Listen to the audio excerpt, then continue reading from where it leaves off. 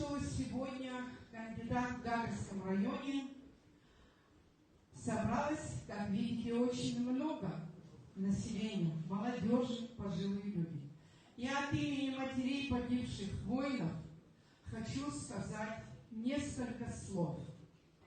Ибо не погибли бы и не встали бы на защиту Родины, как наши сыновья, не сложили бы головы, сегодня этого суверенитета из свободного абхазского государства не было бы, к сожалению.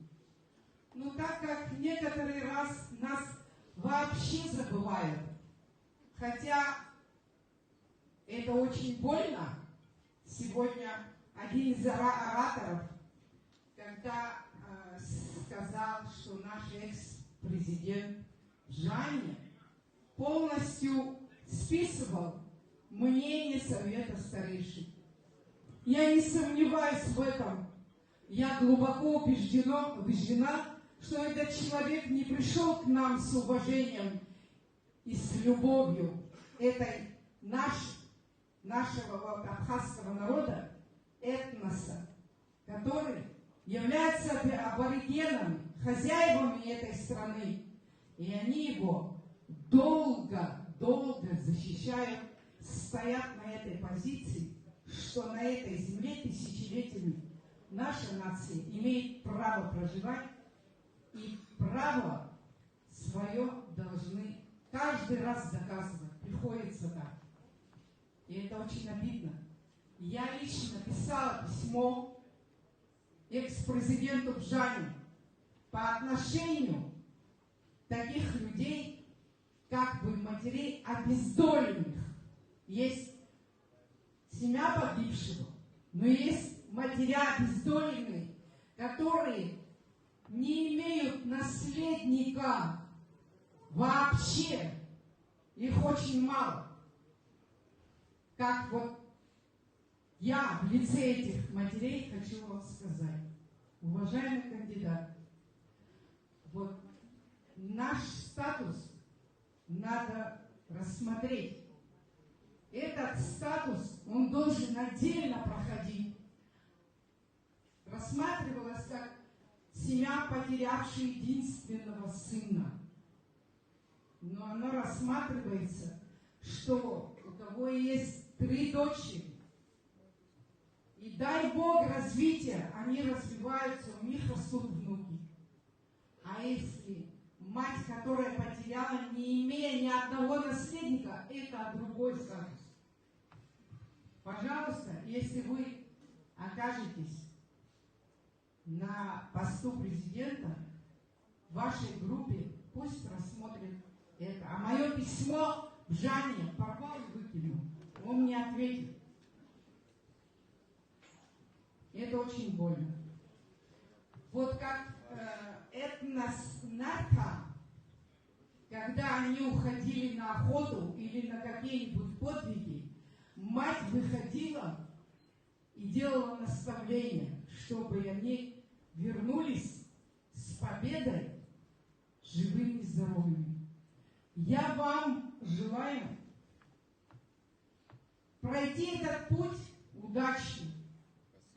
Оказавшись на этом кресле, где очень многие меняют свои позиции, обещая нам что-то другое, а на посту они просто обесцвечиваются, меняют шкуру.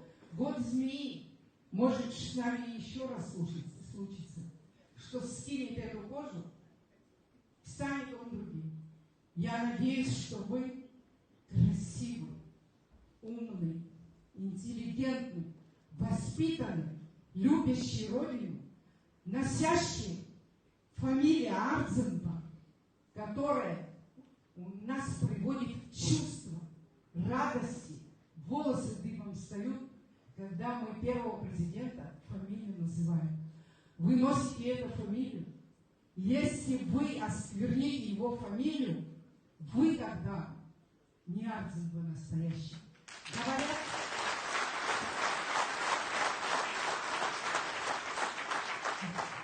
Русская пословица. Не все золото, что блестит. Чтоб так не было. Я вам желаю в вашей команде больше всего, кого я сейчас рассматриваю, я поддерживаю вашу кандидатуру, вашу команду. Будьте здоровы, счастливы. Всегда держите диалог со своим народом. Если к вам обратились, найдите время.